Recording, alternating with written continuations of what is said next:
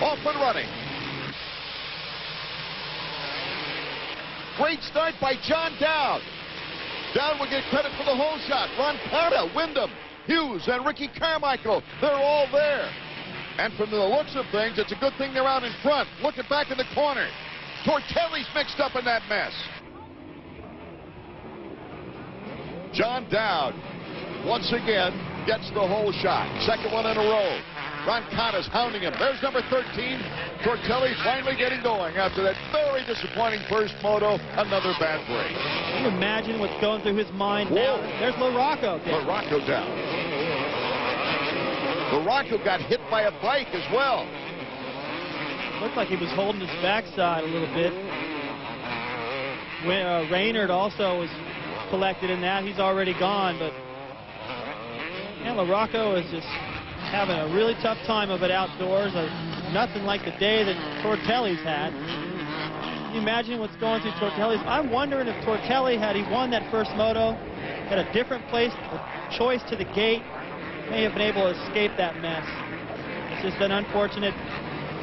These guys are working so hard, Wyndham and Tortelli, to try to keep Carmichael from getting a big points lead. And you know, they have the speed a lot of times, but not the luck. Ron Carter to the inside, a new leader on the first lap. Dowdy trying to come back in at 5:20.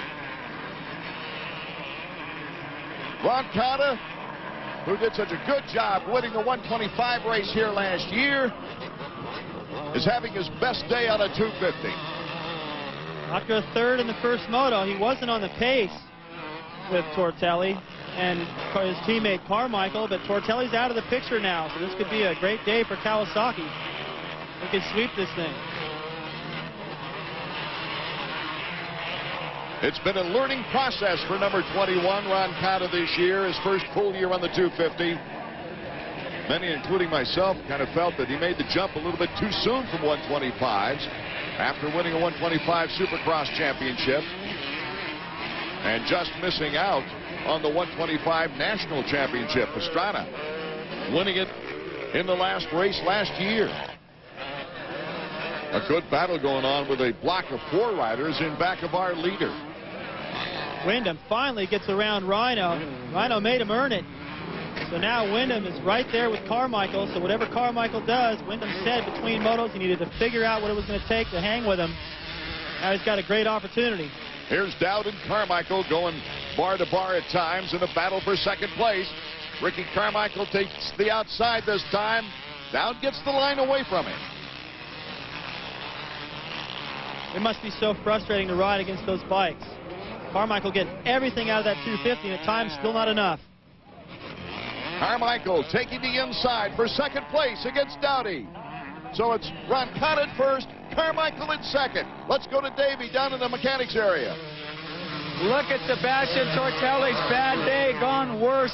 Tortelli was caught up in a second turn pileup after a pretty decent start. You see him back there diced out with some of the privateers. He's not even in the top 30 at the end of one lap. Boy, tough situation for Sebastian Tortelli, who in the past has lost the points lead because of injuries. Here's Wyndham squaring it off in a battle with Dowd. Wyndham moves ahead of Dowd now, so it's Ron Carter, Carmichael, and Wyndham. Once again, Wyndham is matching the pace of Carmichael so far. He's following up through the pack. So far, he has made the adjustment he said he needed to make. Dowd's having trouble now holding on to fourth as Ryan Hughes is on his tail. Let's go down to Davey once again. And check this out. Even further back than Tortelli is number 5, Mike LaRocco. He's riding standing up like he is got maybe an injury, maybe a bike pump. LaRocco just cruising. LaRocco tough as nails, though. He'll try to ride through it. Here's a battle between Lusk and Hughes gets brushed off by the tree. Keeps the 4-stroke running, though. So Hughes losing 5th place to Ezra Lusk. One of Ezra's best motos of the year. Ryan's still in contact with those guys. He had made the block pass on Dowd. Dowd got him back, but the tree got in the way. It's 2 Kawasaki's out in front. Ron Carter and Ricky Carmichael with Wyndham in third. We'll be right back. Welcome back to Redbud Track and Trail. The final 250 moto And Ron Cotta having problems. There's Ricky Carmichael in the battle for first. Makes it easy for Ricky. Well, Ricky has had some good luck on this afternoon. Ron Cotta trying to keep pace now with his teammate. Look at Windham, though. Kevin Windham to the inside on the Suzuki. Ron Cotta looks over at him. Ricky tries to pull a lead as Windham is gunning for that second place. Well, this ought to be interesting. Here's another look at what happened.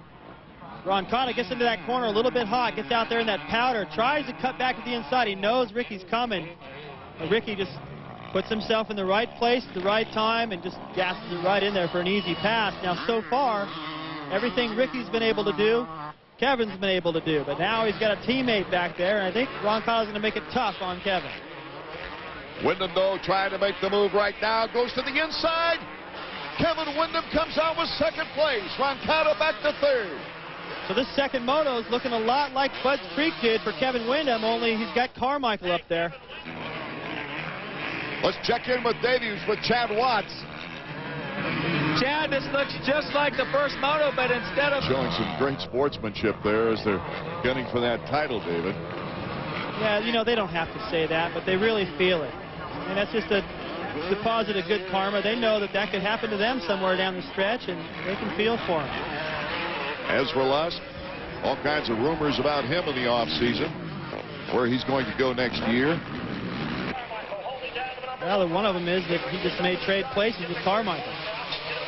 And that bike of Carmichael's has been pretty good over the years.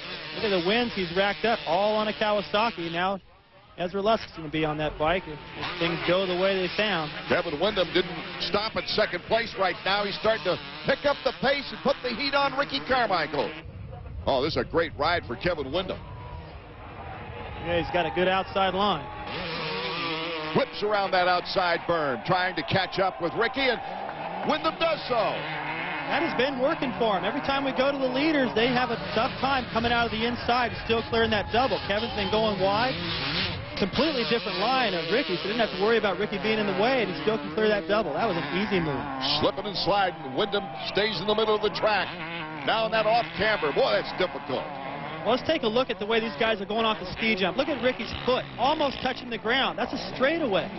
But he's just trying to keep that bike low, riding as hard as he can go to hold Kevin off, and it's still not enough. So he's got to be just as frazzled here as he was with Tortelli in the first moto. Ricky just cannot get this track dialed in. Kevin able to take that little double, and Ricky couldn't do it at that time. Look at Kevin just sticking to that inside. And it's not like he's taking the inside to protect anything. He's going faster. Windham and Carmichael out in front. You know, I have a feeling Carmichael's just going, all right, if I keep the pressure on Kevin, he'll fade. I don't think so. Kevin is a lot stronger this year. I talked to him a little bit at Mount Morris, and he put in a pretty strong showing there. He's strong. I've done the Ironman 3 times. That guy's got bigger arms than I do, so I don't think he's going to get tired here. If Kevin can hold Ricky off, that would mean his 5th career motocross victory. With a second place in the opening moto, Kevin Windham needs the first place here to take the overall. Windham, Carmichael, Ron Cotta, Hughes, and Lusk on our field summary. Kevin diving that inside down there. You saw the 125 class, the guys that went wide, anytime there was somebody behind them, they would lose the position right there. So Kevin is doing a good job to take the best line without slowing himself down. David, the wind is really picking up. Is this going to affect the riders? It only affects them, I think, right there. They're going right into a headwind. You see that banner getting pushed. Where it really affects them is just coming from their right as they go off that big ski jump as they're approaching it now. That may be why they're laying the bike over so far in the air, to correct for the wind. All right, a battle for the lead. It's going to be a great finish, I have a feeling. Here's the Honda top 10. Windham, Carmichael, and Ron Cotta, the top 3.